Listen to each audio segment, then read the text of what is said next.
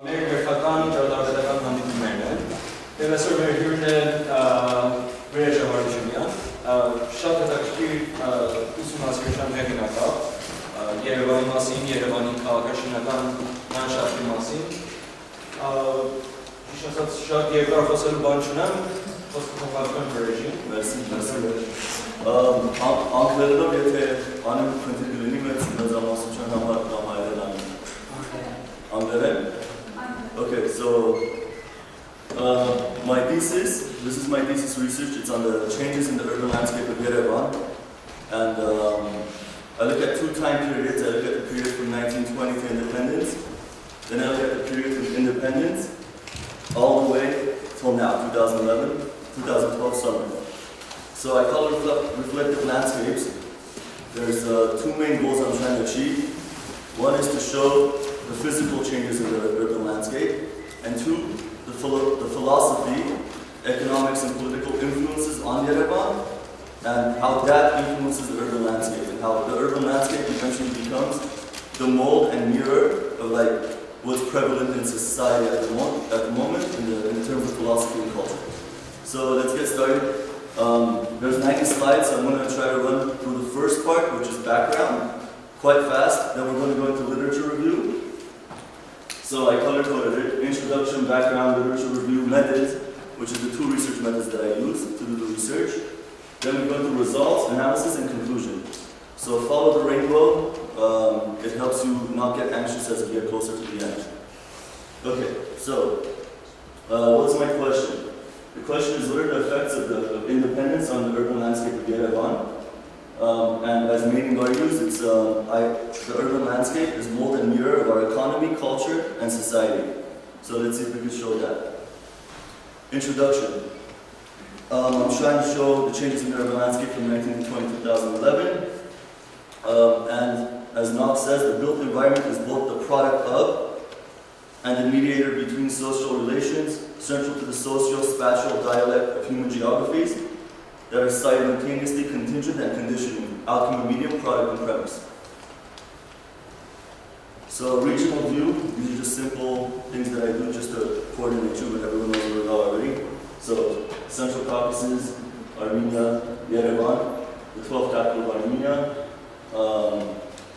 some details about Armenia, the Razdan River, everyone knows, moving forward. So Soviet Armenia. The First Republic of Armenia was between 1918 and 1920. After the end of World War I, it was overtaken by the Communist Party, the Bolsheviks. So it becomes a part of the Soviet Union in 1920, and it remains the capital. And Tamanyan develops the first general plan for a population of 150,000. So the First Republic of Armenia existed from 1918 to 20 at the end of World War I. So this here is the first master plan of Yerevan, city center, the main boulevards, the small ring, and the bigger green ring outside it. So in 1920, only 720,000 lived here. A decline of 30%, obviously because of the genocide, revolution, civil war. In a lot of ways, Armenia had been thrown back into pre-capitalist agrarian economy and more traditional peasant-based society, so it wasn't the most developed capitals of the time. And this tells us what the economic conditions were. For the Armenians living in this small republic at the time, their main goal was literally survival.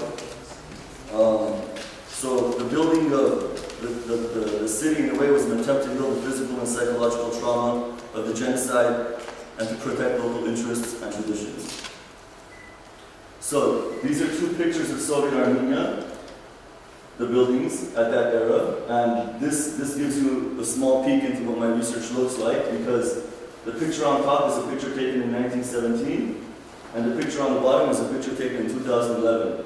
So this is one method of research. It's called rephotography, where you take old pictures and you take the same exact frame, and then you content analyze the actual photo to show what physically changed. So that's Razdan River. As you can see, a lot changed in the photo. We lost some historical buildings around the river. New buildings were created. The church gets a bell tower. And next to it is the old Republic Center, and obviously now we have Dashi Pizza. So, two examples moving forward. So, the second era is the Stalin era, which is from 1928 to 1953, and obviously it introduces authoritarian and state-run economic policy, which lasts until the collapse of the Soviet Union. The building style of this era, based on Vrej Haroutounian, is socialist style, not coming from Europe, but from Russia, with 5-story buildings of tuff, pink tuff, like what we're known for.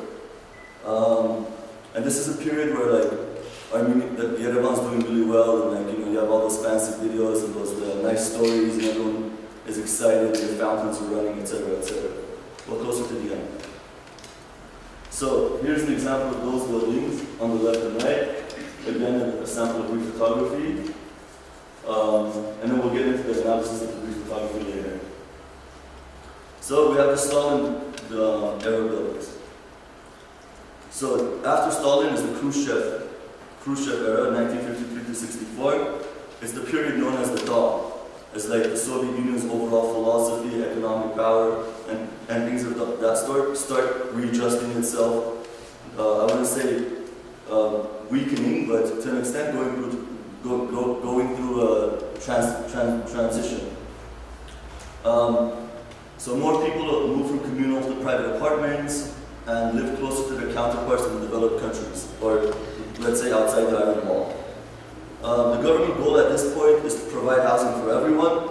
In a few short years, many buildings were built at the cost of design and quality. And the reason why he says design and quality, I'll explain on the map that comes up further. So this is the 1949 Yerevan master plan. Again, Yerevan in the center, but now we have the rayons around it, or the regions around it. The fourth period is Brezhnev's rule, 1964 to 82. And this is the period when nationalism thrives in Yerevan and Armenia. As people start losing belief in the Communist Party and desire a more consumer-based lifestyle. So this is the period when Levi's jeans comes in, and Western type tobacco and whiskey, and people are excited, and then the idea of consumerism starts flourishing in the Soviet Union. Well, the end of the Soviet Union, which is slightly important. In this era, the automobile starts increasing its presence in Yerevan as well, as people start having more private automobiles, even though not a lot of number, and they never did until way past it. Monuments are built to honor the heroes of the Armenian liberation struggle in the Ottoman Empire, and genocide, memorial, the rest of the stuff. The last period is Mikhail Gorbachev, and it starts in 1985, and it lasts obviously until the end of the Soviet Union. And then his policies actually lead to the collapse of the Soviet Union. I'm going through these periods because these periods all have their own understanding of philosophy and economic changes and cultural changes that actually play out with the urban landscape of Yerevan, as we see the influences that come in, urban planning, landscape architecture-wise, in the background, in the literature review that I'm going to get into. So here's the 1971 Yerevan master plan. Again, we see the growth. Some pictures. In this one, so this is Amilyan and Mashtots. We could see this whole block gets widened. And then another interesting thing is we could see the Khrushchev buildings in the background, same over there. Those are the earlier ones, and then over here is the prefabricated panel ones. Okay. Sassan Sitalit, again to show the nationalism, and then we have the metro that's in the green ring. So here's the map of Yerevan overall. I dated this map roughly in the early 2002-2003 period, because it didn't have a date. It's a tourist map, but it's a good one because it's bird-eye view, and the church is there. So that tells me that it was drawn after the church was built. And then Northern Avenue is not built yet. which tells me that it was in between the period where like that church was built and Northern Avenue was not built yet. We're going to go back into this map. This map actually had a lot of interesting information. So we're going to go into the literature review. The literature review, I had to find. So what's interesting about how I went about studying the urban landscape of Yerevan is I did it in reverse. So I did interviews, research, then literature review to help me identify why these changes came, how the influences took place. So we're going to look at the Garden City movement, City Beautiful movement, the City of Socialist Man, or how the Soviets saw the urban landscape of Yerevan should be, or the urban landscape of the Soviet Union in general. We're going to talk about gentrification and global gentrification to deal with issues past independence, globalization, what it is, how it changes things, neoliberalism, economic policy, social justice as an idea, and then overall the power of ideology in the urban landscape and how ideology motivates design and changes in the urban landscape. So this is Sir Ebenezer Howard. He's famous for his publication of The Garden Cities of Tomorrow. Has anyone heard that book, read that book? Everyone? Awesome. So the book is a description of a utopian city in which people live harmoniously together with nature. The publication resulted in the founding of the Garden City movement that was realized in Great Britain and the States, and eventually the United States on the Howard Plan. So the three magnets, one shows the benefits of living in a town, the other one shows the benefits of living in a city, compares them to each other, shows negative aspects, and then combines both of them to create the ideal city per se. The next movement is the City Beautiful movement. The City Beautiful movement was a reform philosophy concerning North American architecture and urban planning that flourished during the 1890s, with the intent of using beautification on monumental grandeur in cities. The movement promoted beauty not only for its own sake, but also to create moral and civil virtue among the urban population. So advocates of the philosophy believe that such beautification could thus promote a harmonious social order that would increase the quality of life. So in the early periods of Yerevan, it's the Garden City influence. I traced the Garden City's movement to St. Petersburg, which around the same time Tamanyan was studying there. So there's a direct correlation between when this movement got to the to St. Petersburg and Tamanyan's period of study and work there. So a bit more about Ebenezer Howard. Ebenezer Howard was a communitarian to an extent. He went out to the U.S. in his early age. He tried to live on a community farm. He tried to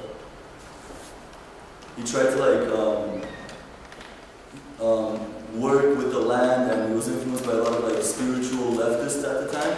So he was completely a leftist type of person, and we see influences of that in the urban landscape. And at the same time, it makes sense why the Soviet Union would be so interested in the Garden City movement. So the City Beautiful movement, I have a picture here of the Seattle Civic Center compared to the Yerevan Republic Square. So we can see that physically we can see how the influences are very close, obviously slightly modified. The City Beautiful movement takes place, and it's influenced by, I think, Stalin in a large way, because he was to an extent an imperialist. And there's a book called Culture 2. Have you guys read Culture 2? Papelny. So that's an interesting book, but here we talk about facadism, and we'll get into that a little later too, how they're trying to beautify the city to beautify the human soul, or the soul of the citizen, to make him a better citizen. So that's another influence that goes into Yerevan. So then we talk about the City of Socialist Man, the ideal city per se. Howard's book had reached Russia before the revolution and was translated into Russian. And a Russian branch of the Garden Society was opened in St. Petersburg in 1913. So pre-revolution, where like, you know, the ideologies for the new revolution are brewing, of like what the ideal Soviet city should look like when it comes into place. So the objective of the Soviet city planning, based on the chief architect of Moscow, is described as the process of integration of knowledge and action into a single controlled effort, the object of which is to achieve harmony between man and his environment. Very idealistic. So the design, the classic revival, was popular in the creation of government buildings, as we see in the public square, and the buildings for the elite of the Soviet Union, which we see in the really nice Stalin buildings, and contain intricate ornamentation. For Armenia, it's the noors and like, you know, the little, etc. Were made of stone with wooden floors for private residences and marble floors for public areas. These buildings were usually found in public capitals and formed a facade of development. In the rear of these buildings were still 1 or 2 story pre-revolutionary buildings. It was simply facadism. So if we look at Republic Square and we look at the buildings around it, for a long time, like even Northern Avenue, those buildings were pre-revolution, slightly falling apart type single 2-story buildings.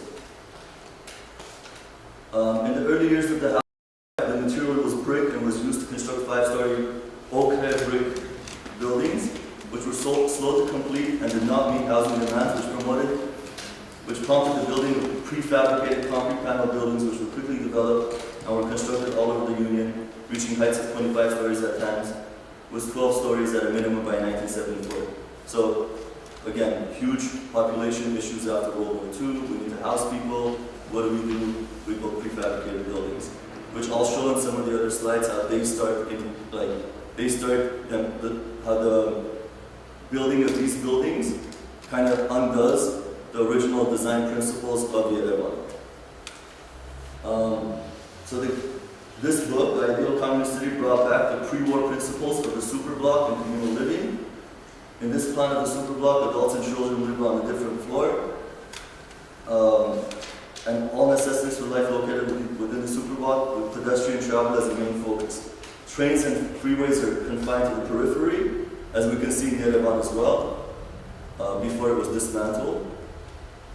And except the one that runs from Yerevan to Uli, connected all superblocks and to other regions, with all aspects of everyday life located within walking or tramway range, eliminating the need for automotive dependency. So we clearly could see this, especially in the old, like the map photo where it actually shows the tramway, the green ring, the main boardwalk. We see that in Yerevan in the ability for people to get to work and live their everyday life without the need of a car, which again completely conforms to the Garden City idea. So the next thing I looked at was globalization. So what was the effect of globalization on Yerevan like post-independence? So what was globalization is the first question I asked, and I start breaking it down in my thesis. So it's the increasing global international interactions of societies. Globalization, cultural and social effects on individuals can be seen in the form of diminishing communication, Facebook, internet, emails, media, travel. We could get around much faster. In 2003, it took me 28 hours to get here. Now it takes me 16 from LA. Information and people travel across the world in much shorter spans of time and are able to adjust to foreign culture at a quicker pace and rate. Cultural thoughts, values, and ideas are embodied both in symbolic and material form and are consumed by societies, resulting in the creation of a new global citizen. So what's interesting is how Armenia, Yerevan, Armenian culture went through regionalization in the Soviet Union. So it was part of globalization already, but then it becomes like a part of like post-independence globalization, where it's like we're outside the Soviet Union now and there's influence from all over and everything's moving at a much faster pace. So how did that affect Yerevan? Then we come to the concept of neoliberalism, an economic policy, and then Levon Chorbachian and Ozan Karaman give two very interesting definitions. Chorbachian defines it as a set of policy prescriptions designed to create and administer the institutional arrangement which promotes globalization. There are several dimensions to these arrangements. One is to break down older nationally based protection policies. In this case, it was the Soviet Union fell apart, so to all for the freer movement of materials, workers, goods, along with financial assets from one nation state and region to another. So the collapse of the Soviet Union almost made it like a perfect opportunity. Ozan Karaman defines it as a shift from welfarist policies of the Keynesian era towards a political agenda that prioritizes the unfettered operation of markets. In most general terms, this political agenda is characterized by policies aimed at privatization, deregulation, and deep cuts to social spending. So in Hayastan, it pretty much translates to complete privatization, deregulation or no regulation, and deep cuts to social spending or no social spending. So then we get into gentrification. Gentrification and urban gentrification refer to the changes that result when wealthier people, gentry, or elitar or elites, acquire or rent property in low-income and working-class communities.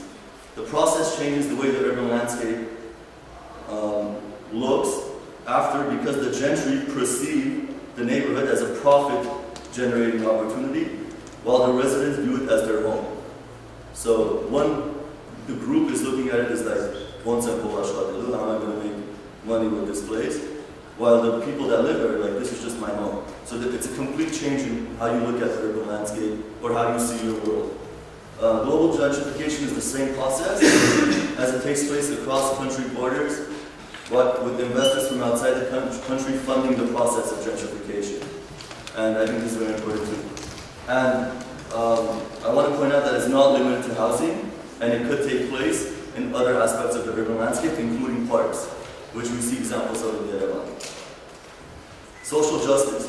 So what does this all create? And I wanted to touch upon social justice.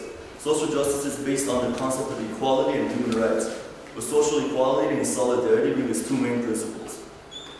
Eduardo Galeano explains the inequalities as that exist in modern society as an issue of social justice. He states, this world, which puts on a banquet for all, then slams the door in the noses of so many, is simultaneously equalizing and unequal. Equalizing in the ideas and habits it imposes, and unequal in the opportunities it provides. So you get to see what's out there, but not everyone gets to actually touch with what's out there and actually get a piece of the pie. Okay, so then we get into the whole concept of ideology in the urban landscape. In theory, and I talk about postmodern culture because I get into defining the buildings on Northern Avenue as postmodern design. In theory, postmodern culture suggests the possibility of reconciling landscape and vernacular and market in place, but the more visible it becomes, the more it takes on the decontextualized, market-oriented look of franchise culture. Postmodern architecture then makes places less distinctive. They become non-places in the global market. So if we compare Northern Avenue to Dubai, or even like certain neighbors in London, etc., the buildings in itself aren't that original. To an extent, they look, well, I'll show examples. We owe the clearest cultural map of structural change not to novelists or literary critics, but to architects and designers. Their products, their social roles as cultural producers, and the organization of consumption in which they intervene create shifting landscape in the most material sense. As both object of design and structural forms, their work bridges space and time. It also directly mediates economic power by both conforming to and structuring norms of market-driven investment, production, and consumption. So this is very important because we could see how this takes place in the urban landscape of Yerevan clearly, with the little booths that are in every corner. How do they change the way the urban landscape moves? The entrances to the basements from the sidewalks, how they take away from the experience of walking down the street. The fact that buildings are built in the courtyards, and now you can't interact in that social space in between courtyards, which was a semi-public space before. And how now you literally have to pay promote social interactions at parks via the cafes. So what does that do to the concept of space? Like, you know, it commodifies something before that was completely public and free. So that's kind of what we're talking about here. And the importance of architecture in the urban landscape. So at the end, it's, you know, man's most consistent and on the whole his most successful attempt to remake the world he lives in and more after his heart's desire. But if the city is the world which man creates, it is the world in which he is henceforth condemned to live. Thus, indirectly and without any clear sense of the nature of his task, in making the city, man has remade himself. So again, we see that in, you know, the early Soviet Union with its very like leftist, socialist design. Everything's very clean, and then, you know, the top-down Stalinist era where the buildings are big, grandeur, you're a part of something bigger than you, and it's beautiful, so you should be beautiful. And then we see it afterwards with like the collapse and the eventual building of the new consumption-based Yerevan. So then we get into my research methods. So the methods I use are 3 methods: rephotography. Rephotography, I'll explain, semi-structured interviews, and content analysis, which I use to make sense of the information I'm collecting. So these are the strengths of rephotography. Rephotography shows what changed via photography. It's a very good source for content analysis because I don't have to convince you what changed. You see it yourself. Does not answer when, why, and who. Requires technical expertise in photography, so it helps if you're a photographer. Semi-structured interviews were used to collect qualitative and quantitative data, and I analyzed both of them. And it gives us information about the changes that have taken place after independence. The interview process is controlled by the interviewer, in this case me. I ask open-ended questions and listen carefully to responses, record everything. I voice recorded them and then transcribed them, and then I go back and look for thematic identifications, like how many people talked about Northern Avenue, was it positive, was it negative, how many people talked about the parks, what did they say, so on and so forth. It's a tedious process. It helps that, you know, if you pretend that you're like a KGB agent or something of that sort, because it makes it more interesting. The purpose of the interview is to obtain co-produced knowledge. So I ask questions, they respond, and then I ask questions based on their response. I don't create, I can't say like, what do you think about the parks? I say, what do you think about the changes in the urban landscape of Yerevan? They give me a source, then I can ask more questions about that source. It answers when, where, why, and who. So the photography shows me what changed, and then this shows me, this tells me all the things that the photography can't. Does not show physically what changed. The purpose of the interview is to produce co-obtained knowledge. So here's a sample of the questions, very basic.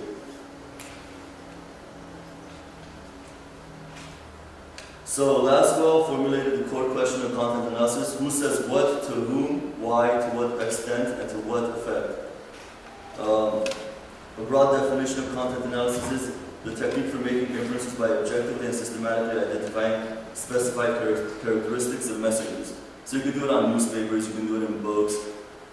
It's interesting to read old Soviet books and see what they're trying to say. It's a social studies for studying the content of communication. The study of recorded human communication such as books, websites, paintings, and walls. So, this is the rephotography. Every single bubble is where a photo was taken or a photo was analyzed.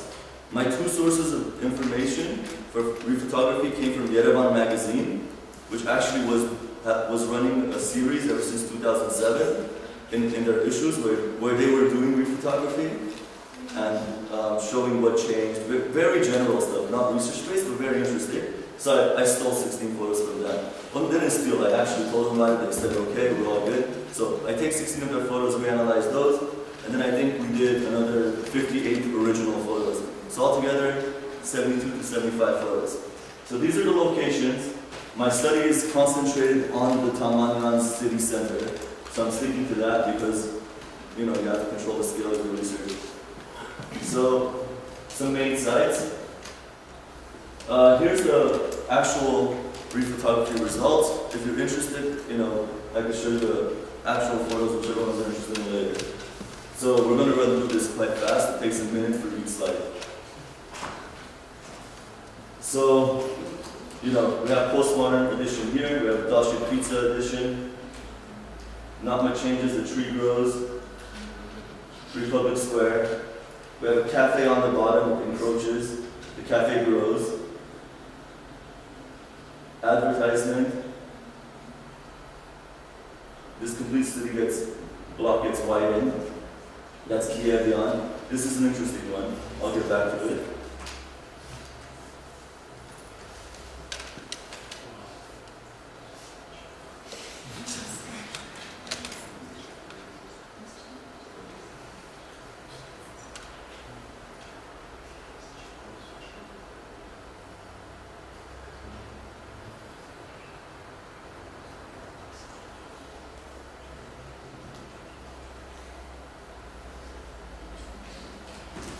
Okay, so those are pictures, those are the old photos that all went to the 60s. Now we're going to go to the 60 to 80.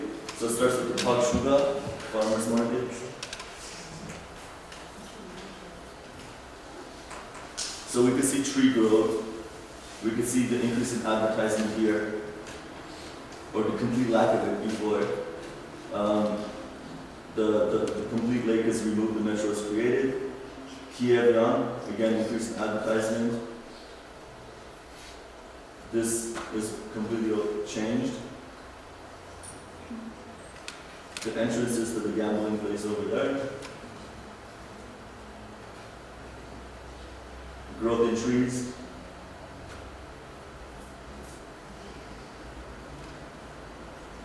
Gosscuts. The benches, the famous benches. And how, due to lack of maintenance, the lake changes there. So these are very interesting to show overall what's happening. Like the fountains aren't running, some of the fountains have been replaced by the statues. You have, due to lack of ability to maintain, so design is being compromised due to financial issues because no one can maintain it, or they don't know how to maintain it at that scale, so they reduce it.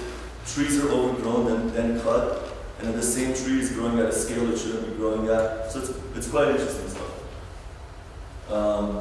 So Galiki Mishra Square, and eventually we go to the universities and the rest. So I like these lamp posts with the built-in advertisement. It's a very interesting concept on how to introduce private investment into the urban landscape. Again, fountains missing.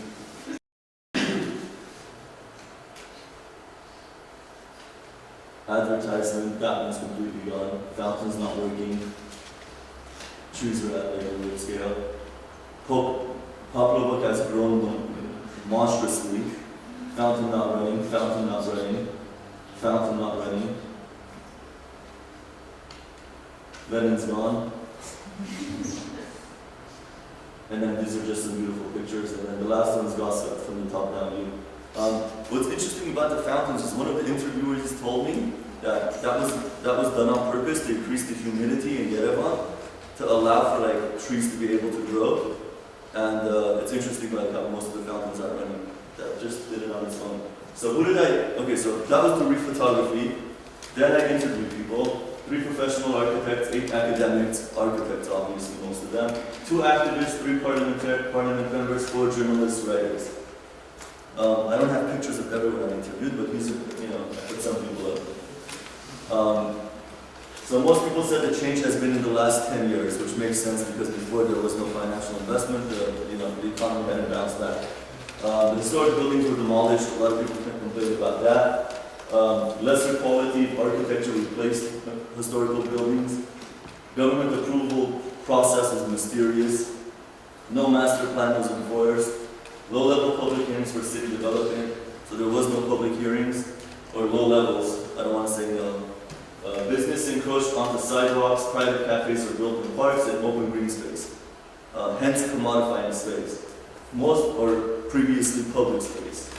Most public parks not maintained, personal parking garages constructed in building courtyards, the metal things that people put their cars in. People as built as they like, and the city was even further centralized, or new development. Some people said it was the new Yerevan was more modern, more European. It had more cafes and banks. Some people said that the city looks like any other European city.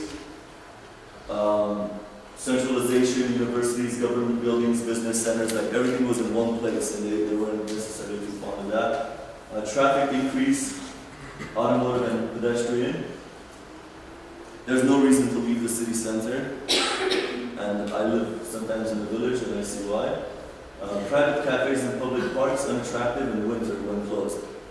So, loss of historic neighborhoods that could have been preserved. Increase in auto traffic, causing congestion in the city center. And there's roughly 45,000 cars coming to Armenia every year, so that's probably why. City looks like any other major city. It's losing its historic character. Northern Avenue is foreign. New buildings lack character and theme. Unsafe private minibuses provide mass transportation needs. So you have the marshrutas serving a public transportation need, but it's a private entity doing it. Metro system needs expansion. So, the dark years.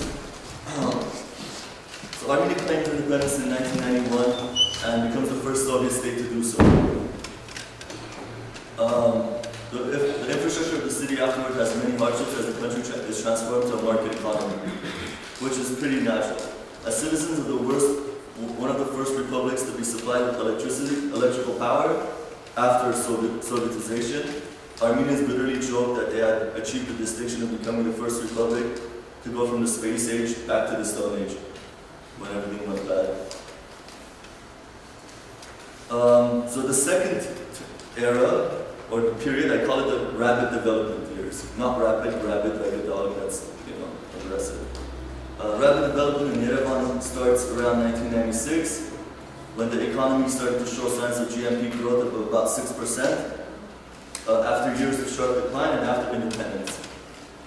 While the Soviet government had ideological reasons to erect statues of communist leaders to replace churches, motivation in our day is purely financial. Financial buildings that are lucrative are built, while culture and historical monuments that do not bring anyone any profit end up hampering the construction process. So that's Sarkisian 2006. It was in an article. So, Yerevan map one more time. Okay. So this map I like a lot because this map broke up one very interesting myth, which was that the elitar buildings came after independence. And here we have proof that buildings actually, the later Soviet period buildings, started changing the original design principles of Yerevan before independence, as they were trying to increase population to bring in the metro. So here we start seeing signs of that. Well, we see the mini, where the Hayats start being taken over by Khrushchev, Brezhnev era buildings. So that's very important to identify, even though we could say it was done on a more controlled scale. Here we see the green ring with clearly not much commercial operations, very basic, very simple, the original layout. We see the tramway, and then we see what the original pre-Khrushchev Brezhnev building courtyards look like and what happens when you stick a building in there. So we see that corruption in the Soviet Union's ideology as it weakens introduces the right for post-independent building into the courtyards. So it's not so it shows us two things. One, what happens when ideology, economy weakens, what happens when that happens, and two, how it allows for further corruption of a design, urban design in the future. So here we go again, just a bit more. Buildings. So, these are my conclusions. I came up with a couple of things, I'm not covering them all here, but the main ones. So the first one I call the axis of upheaval, Northern Avenue.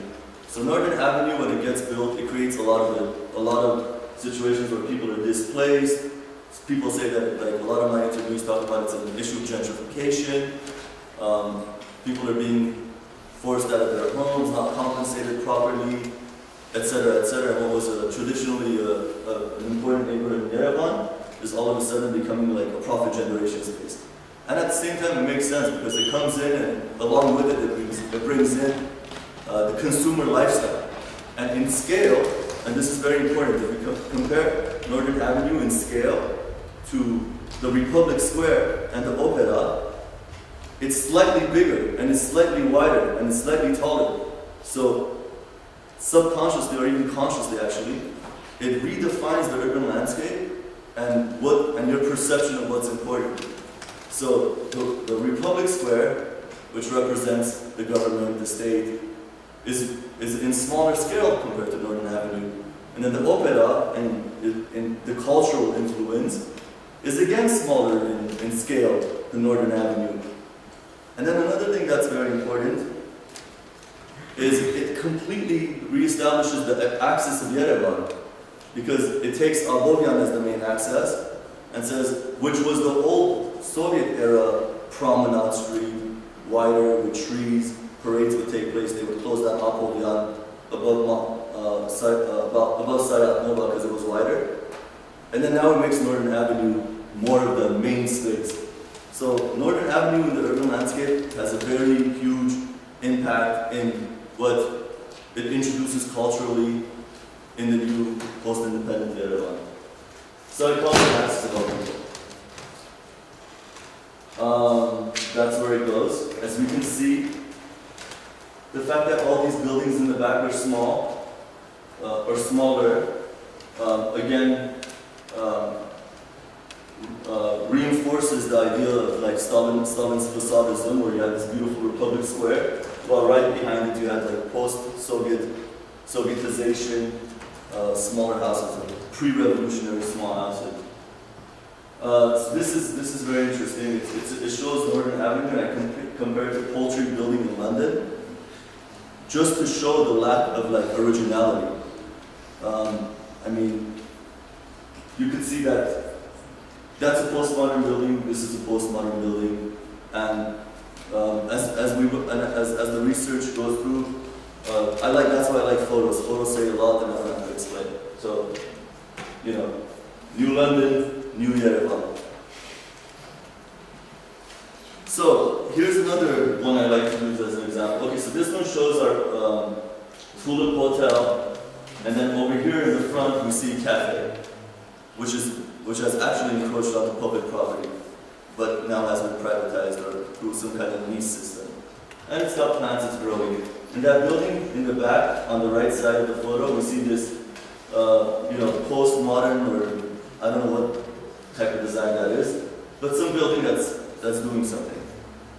Then, in the same photo, when we compare 2005 to 2011, we see that the cafe has grown significantly. And now people want air conditioning, so they've like defaced the facade here. Northern Avenue's is poking its head out in the back, and you can see the scale. And then we can see that building and how it grew. In 4 years, they grew like 2 more levels and a roof. So it shows how the buildings are growing based on how they're functioning. If they're successful, they grow. If they're not successful, they don't grow. So conclusion. Civic society has to raise the issues in the consciousness of local government and the public at large, and demand for fair compensation and treatment for any unsettled cases when it comes to Northern Avenue, and for higher levels of government responsibility in future development. The pedestrian street of Northern Avenue has to be redesigned with a more robust presence of trees. It's got subterranean parking, so it's hard to grow trees, but there's some places where you can actually grow trees and they get out root structure, so that needs to be done.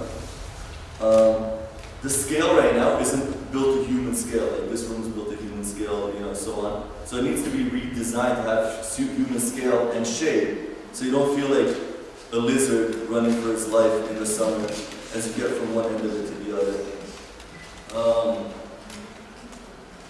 So that aspect of it was an afterthought in the design process. Owners of the development should pick up the tab. Another huge issue with Northern Avenue is it doesn't conform to international standards or actually just the standards to human walking. Because like when you walk, there are certain places where the sidewalk goes down by 4 inches and then rises by 3 inches. And I've literally seen like old ladies trip. I've tripped myself. So that's very important. Those are the safety issues. So the construction quality in that aspect, when it creates a safety hazard, has to be at least addressed. So the second issue is the tough and mortar, the buildings. And in this case, I talked about not the elitar buildings that, based on my research, only 5% of the Yerevansis can afford. But I'm talking about like the other 95% of the housing, which pretty much is Stalin, Khrushchev, Brezhnev. Which is Stalin being okay, Khrushchev, Brezhnev has to be addressed. So I'm talking about the buildings in the back, which have a lifespan of 25 to 65 years, and most of them were like already expired per se, based on the original design. So the conclusion available to 85% of the new population of Yerevan has to be addressed, as Soviet-era buildings past their expected lifespan. And an ecologically sustainable landscape plan required for all new construction. As you know, I'm an idealist here. So Yerevan battlegrounds, the city parks. So throughout my research, we identified the city parks as like the battlegrounds. That's where the battles are taking place between people that want to build cafes, people that want to have parks. So these are 2 examples of like public parks. One, private funding has actually done something. So we have Sculpture Park, which is privately funded. It shows an example of how private finances could be used in a positive way. And then we have Vernissage Park, which is now reappropriated itself in the creation of, again, financial capital, but by the people. So that's an interesting movement, but I show it here as an example of like, you know, what needs to be worked on in the future. And Sasun Sitali, in this photo we can see changes in the back. There's buildings being grown, the fountain's not running, and then the bench. And the bench is my favorite because I always feel like the bench is like a band-aid in the urban landscape of Yerevan. It's like, put a bench, you know? So, again, here's another fountain that's not running, which is beautiful. Even not running, actually. But it shows, like, you know, the humidity aspect. And I'm kind of, like, why I'm impressed with Haroutounian is he was actually doing things ecologically, even though they weren't based on ecological research. He understood the need to increase the humidity based on, like, what the natural environment of Yerevan was, in order to be able to bring trees and greenery to this region. So here's another fountain that's not running. And then this is one of my interviewees' quotes, which I like. He goes, "I don't understand the psychology that has no respect for the past, and feel that green space is something you can cut here and plant there, not taking into consideration that 50, 60 years to create the parks we now have, with its ecological, public health, and aesthetics, that it will take a new park 20 to 30 years to have. There is some illusion that is provided that nothing is removed and that all is being replaced. As a landscape architect, like, I know what the cost of a 30-year-old oak tree is compared to a 5-year-old oak tree or even a 1-year-old oak tree. And like nursery trees are the only place you can buy time.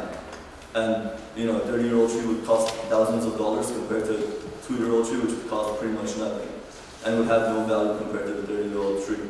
So this is very interesting because it's a social justice issue. Because when trees get chopped, the air gets dirtier, dust is more prevalent, and everyone has to pay the price. So the Yerevan parks was identified as like a theme that reoccurred. So here's Toshmak Lake, which we could see back in the day was planned as a park, which now is overrun by buildings and private houses and so on and so forth. Here's Moscovian Street. I like this photo because it shows 2 very important things. One, how in order to meet the auto congestion issues, the street gets an additional auto lane. but then the trees are left out, and like there's a little emotional aspect that says don't kill the trees, so they just build these little things around the trees. And then in the back building, we could see the increase in advertisement. How like the building goes from 0 to like pretty much everything or enough service. Here's another interesting Poplava. It's a very interesting example. That's original Poplava. And then if I had pictures, I'm almost sure from like 2000 to 2011, it would show how it adds. Because based on just the architectural and material comparison, I could see that it goes from 1 to 2 to 3 to 4 to 5. So it just grows. It's like that. Financially, it makes more money and needs more space. More additional layers and terraces are added to it. So I want to know what it's going to look like in 2022. So Yerevan as a garden city is a tourist destination in itself, surpassing all other attractions in the city. Like literally, what else do you come to? Like Yerevan to itself is a garden city. It's got the most. If the parks were regenerated, like the main park that runs from the post office all the way to the end of Vernissage, the Green Ring was built. The city itself would be a tourist destination, more than like the Salyan Museum, Parajanov. With all respect to Salyan, Parajanov, I love those guys. But my point is the city is as beautiful and could serve as a tourist destination, which it does. So all these people spend thousands of dollars to come to Yerevan to see Yerevan, and we treat Yerevan, I don't know. So this is a grassroots effort issue. So this is civil society. This is like a new way of building parks in Yerevan, a new way of doing things, and it has to be like very grassroots, very by the people, just like they're doing back in LA, just like they're doing in a lot of places. In the rising awareness of not supporting businesses that are located on public open space is also a tactic that can be used in helping overcome elements of the landscape that are ill-designed. As profit diminishes, businesses will be forced to shut down. So another thing is like, we could start some kind of movement, like the anti-cafe Moves movement, where we promote people not to like hang out at cafes that are located in certain areas that like we don't like. For example, around the opera. So my point is a lot of these things could take place. You know, you're using your veto power, or some people would say you're voting with your dharam. So these are ways to counteract what's taking place based on financial motivation. So man versus machine is another main theme that prevails, which is auto and pedestrian circulation. So pedestrian circulation is very, very prevalent in post-independent Yerevan. Literally, it's designed for you to get to where you need to get within 15 to 20 minutes, walking or taking the tramway. And now, post-independence, or I would say like, one of the interviewees says it best. He says, people idolize the car, they feel comfortable driving, they don't feel comfortable in the park, they think as they are taught. Men want to drive, they do not question walking instead. The culture that is being created by the automobile, and they spend more emotional energy on their cars than their lovers. It's a mentality that is popular. So auto culture is very prevalent apparently, and people are in love with the car. But it shows, the change of what congestion is doing to Yerevan, the lack of trees over here, like that we're there in our cars. And basically that. Here's one 2007 compared to 2011.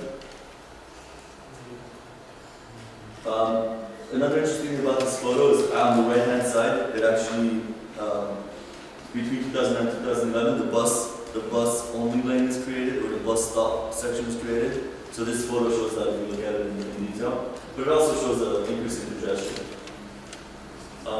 Here we could see how we go from tramway, it disappears, and then we get the tunnel instead to make up for auto circulation. So we see how the automobile influences Yerevan in such a strong fashion. Conclusion, bicycles. I mean, I know everyone's talking about it, so am I.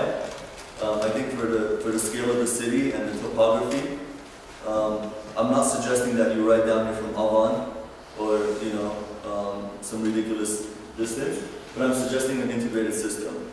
Public transportation, then around town you could run around on a bike, which will probably never happen because we love cars. But it's one of my ideas.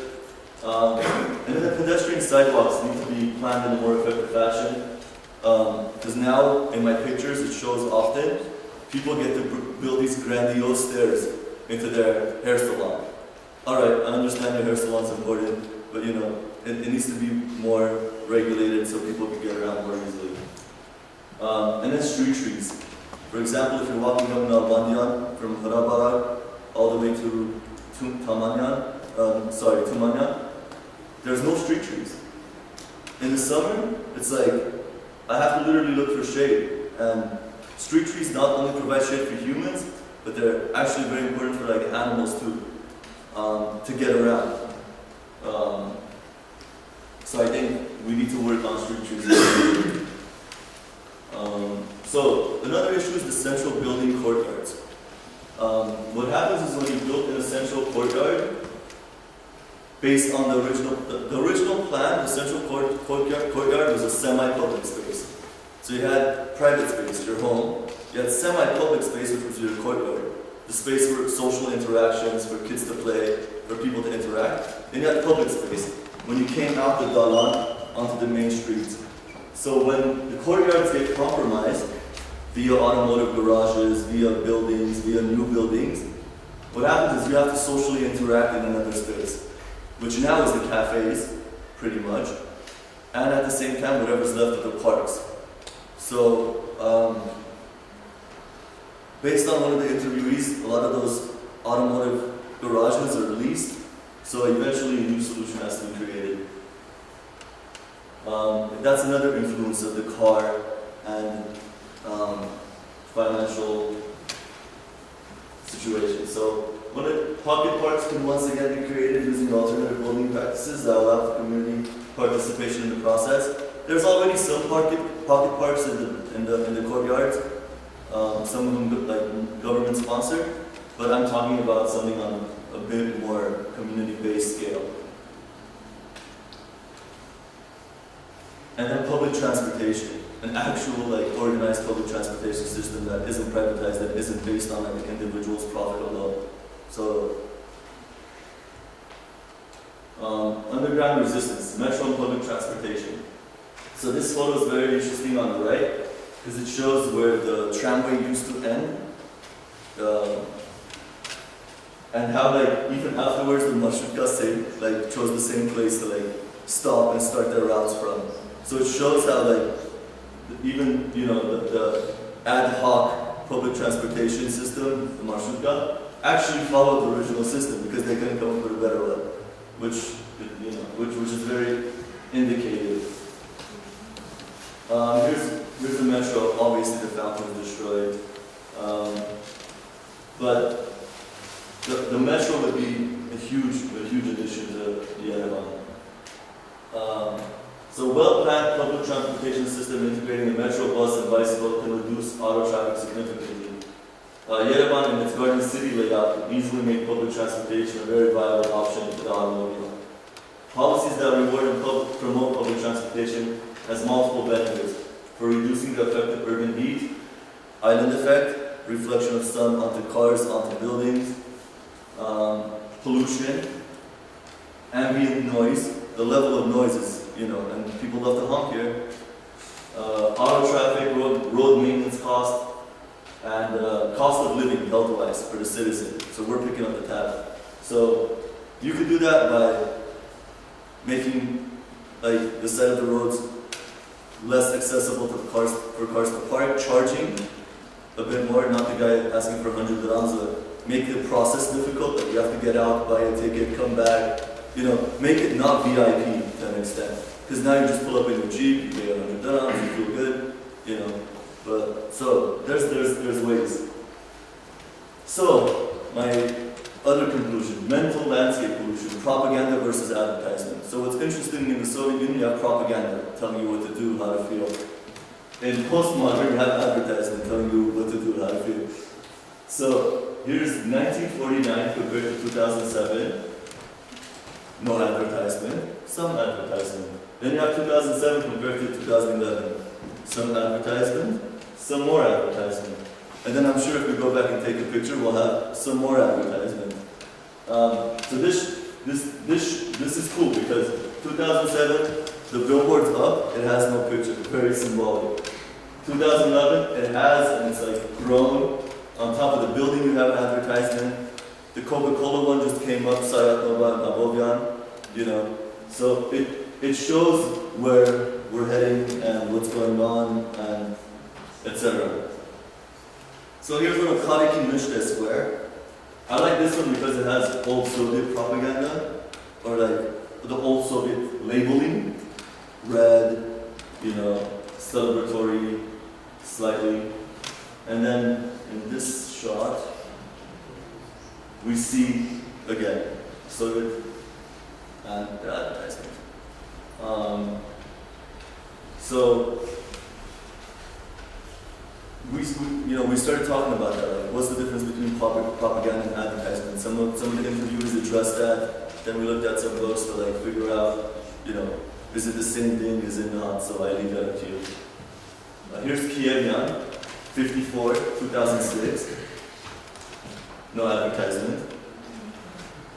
Some advertisement. And then Chivas 12. And then now there's Chivas 21 if you take the new picture, which is blue. So check out that difference, right? No, two billboards, Coca-Cola umbrella behind the lava. And then Coca-Cola umbrella, trees have grown. You have Chivas, and then the buildings on top you can get advertisement for. I think it's like a Greek bank. But I like, well, we could see how like the issue of cars, you know, as the auto traffic increased, they put in a safety measure. That's positive change. So that's Kiev now for you. And then this is, I think, the most symbolic one, where you get an old government building with like a Dashi pizza logo on it. So that's what we're talking about. So this basically just needs to be regulated. I mean, no one's saying like, you know, advertisement is the worst thing on the face of the planet. We're just saying like, regulate it. Like, and different cities have different rules, just regulate it a little better so it's not all over the place. Some people like it, it says it provides lighting. I mean, it depends. Another interesting thing is with the advertisement is you could actually do content analysis on the advertisement.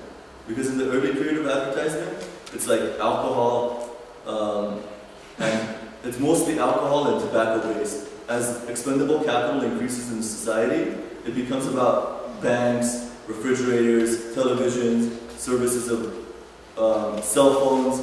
So the advertisement is indicative of where your society is on the consumption level and like on how much expendable capital they're having and how much more money they're making. It's quite interesting.